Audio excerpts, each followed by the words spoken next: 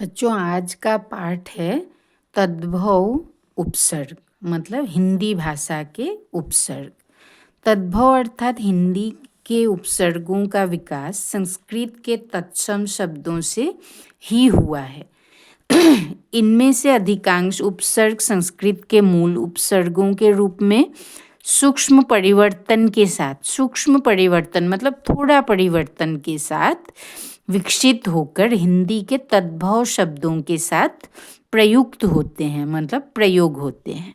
तद्भव शब्दों की कुछ प्रमुख उदाहरण निम्नवत है मतलब निम्नलिखित है मतलब नीचे दिए गए हैं। ठीक है, तो यहाँ सबसे पहले दिया है सु मतलब मतलब साथ, सु मतलब अच्छा। सचर योग चर सचर। स जोड़ क्रिय सक्रिय। स जोड़ काल सकाल। स जोड़ गोत्र सगोत्र। स जोड़ धन घन सघन। सु जोड़ पुत्री सुपुत्री। देखो, स मतलब साथ और सु मतलब अच्छा, सुपुत्री। सु जोड़ कृत सुकृत। सु जोड़ कंठ सुकंठ।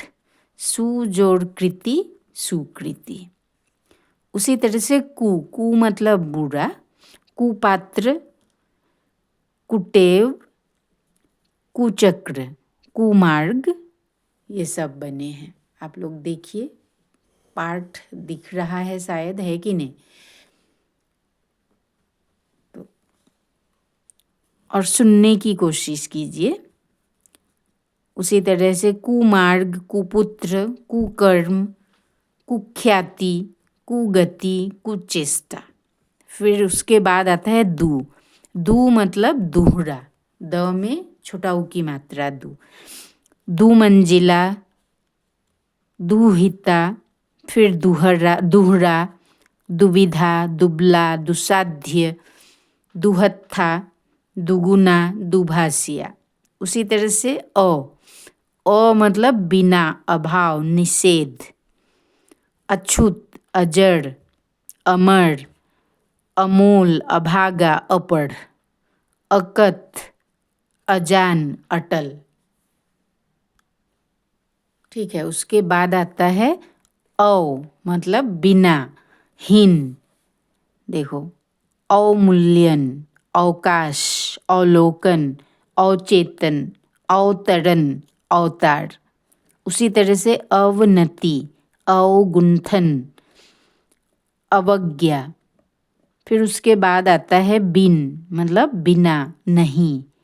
बिन समझे, बिन खाया, बिन देखे, बिन ब्याहा, बिन मांगा, बिन बात। बिन जाने, बिन कहे, बिन वाना। उसके बाद आता है अन मतलब भी कमी, निषेध, अभाव। अनपढ़, अनबन, अनसुना, अनहोनी, अनगिनत, अनजाना, अनमना, अनदेखा, अनमोल। उसके बाद आता है ती मतलब तीन। तीकड़ी मतलब टिकड़ी, तिकोना, तिपाई, तिरंगा, तिराहा, तिमंजिला, तिहरा, तिगुना, तिबारा। उसके बाद है चौ मतलब चार। चौपाया, चौराहा, चौपाई, चौखट, चौमासा, चौकोर, चौपाल, चौरास्ता, चौबारा। उसके बाद एक कम, 39, 79, 59, उन्मीलित, उन्माद, 49, 19, 29, 69। उसके बाद आता है अध मतलब आधा। अध मतलब है आधा। अध खुला, अध खिला, अध मरा, अध जला, अध पका, अध खाया, अध जल, अध कचरा, अध पेट मतलब आधा पेट। उसके बाद है नी। नी मतलब भी बिना, रहित, कमी, निषेध। निठल्ला, निकम्मा, निष्कृत और निकृष्ट, निडर, निधड़क, निहत्था, निपुता, निखट्टू, निवास। उसके बाद आता है पर। पर मतलब दूसरा, बाद, दूसरी पीढ़ी का। परमुखापेक्षी, परतंत्र, परपुरुष, परलोक, परदेश, परोपकार, परदादा, परपोता, परपोता, परहित। उसके बाद है भर, मतलब भरा हुआ, पूर्ण। भरमाना, भरमार, भरपूर, भरझोली, भराव, भरपेट।